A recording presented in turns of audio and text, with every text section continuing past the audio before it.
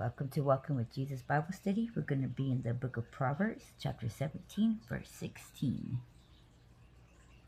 There we go. Wherefore is there a price in the hand of a fool to get wisdom, seeing he hath no heart to it? And I'm going to repeat that. Wherefore is there a price in the hand of the fool to get wisdom, seeing he hath no heart to hear it?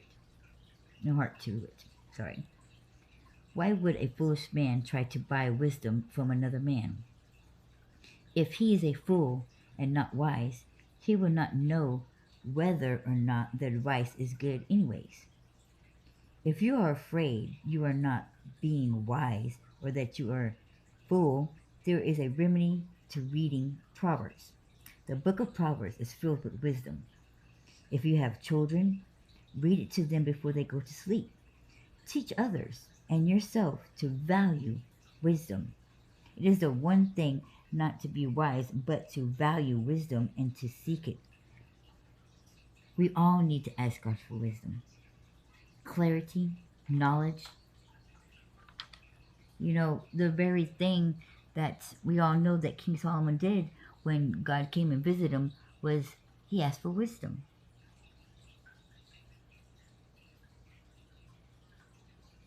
The Bible also says that we can, not only that, we can pray for wisdom by that example of Solomon, but he would also grant it to you.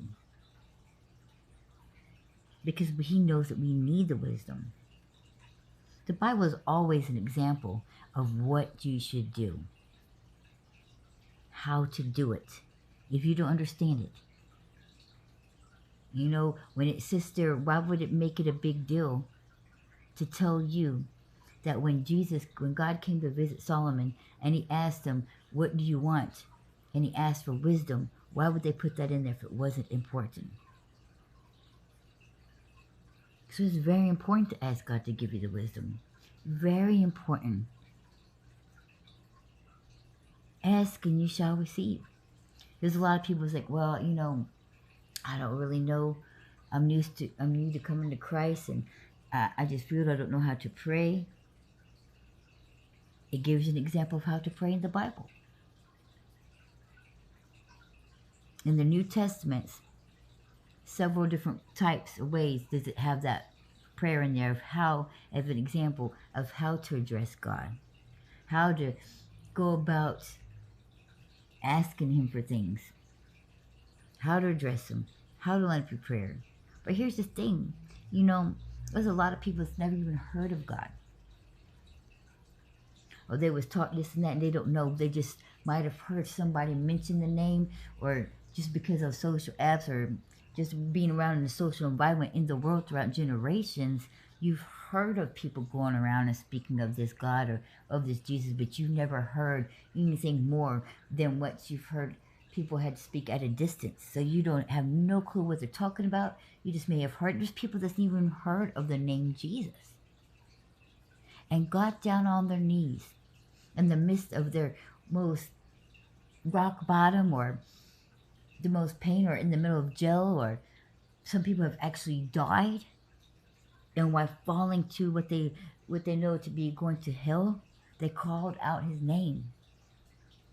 Some people say they don't even know why they even said that. They even never heard that name. You got people who've never even heard of the name Jesus, and yet when you have like all the ISIS, the Muslims and the Islam people that were very bad people, and they was praying to Allah, and when he didn't get an answer, they was visited by God. And when he asked them, what is your name? You notice that most of them say Jesus. They don't say Yahweh or Yeshua, even though that's clearly his name.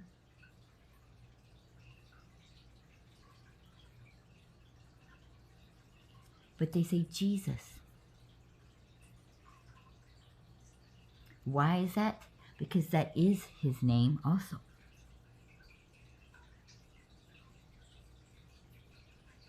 He knew that Jesus was the one that was going to die on the cross. So everybody knows that God has the name of Yahweh, that God has the name of all these, you know, Adonai, and all those names are very, very, very sacred. Some of those pronunciations of his name are not even allowed to be spoken because they're just too holy. But when God came down to be walking upon this flesh, and he gave the name Jesus,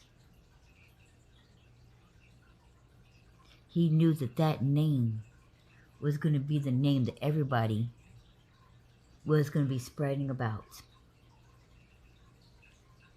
Now, I can't know for a certain fact of the reason why, that every time when somebody tells their testimony of when they was visited, or they ask, who are you? What is it? And he says the name Jesus. But if you notice in every one of those testimonies, they all say that he said his name was Jesus. So we can't be disregarding the fact. Everybody's like, oh, well, don't call him Jesus. You know, it's Yeshua. It's Yahweh. I know everybody's getting into it because everybody's going to come to the realization doing this, oh, they've been woke, and his real name is this and his real name is that. That people has even gone as far as to even say, don't worry if you ever said the word GD in vain, or oh my goodness, or oh, stuff like that. If you have ever said that, don't worry about it because it's not even his name. Man, how wrong is that? That is the devil making you think it okay to continue to say such things because you're not saying God's name in vain, because his name is Yahweh, so he won't even pay it no mind. What? How stupid does that sound? Knowing that he is our one and only God. So to even put the God into anything is automatically going to be in vain. So you know when it's coming from the devil when it contradicts itself.